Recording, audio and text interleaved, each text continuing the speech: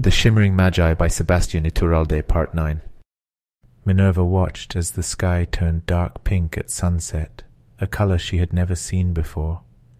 From her bedroom window she could see the spectacular display of colors as the sun disappeared below the horizon.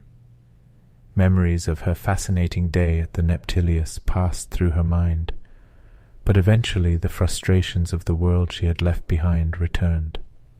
She recalled the makeshift room she lived in with her aunt and uncle, surviving in a world that seemed to want nothing to do with her while tormented by doubts about what had happened to her parents.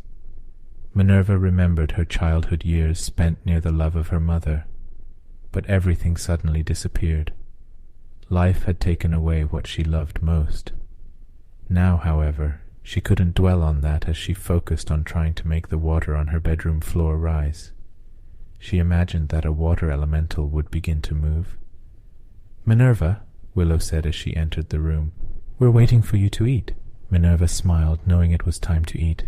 After all, this day had been exhausting, and what she wanted most was to satisfy her hunger.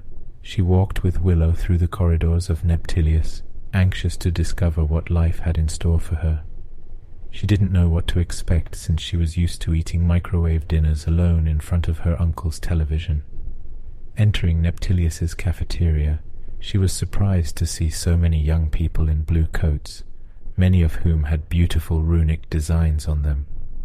Minerva looked down at her skirt and felt out of place. "This way," said Willow, accompanying Minerva to one of the tables. "You can sit here." Minerva looked around and noticed that none of the faces were familiar. She was surrounded by strangers chattering amongst themselves. The tables were long, with young people sitting on both sides. It was becoming normal for her to see that everything was made of water, including the decorations and even the chairs. After a short time, an army of water elementals arrived. They carried trays of food and served everyone with great coordination. Willow also sat down to eat, and other adults were seated at a table overlooking the young students.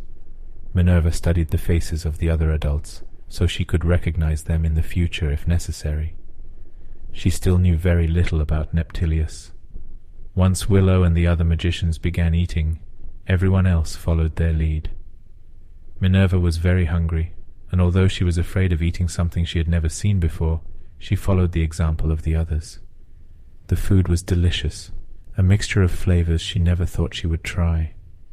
She wondered what it all was, as she silently enjoyed her meal. The dinner continued, and once everyone finished, the water elementals arrived with more food.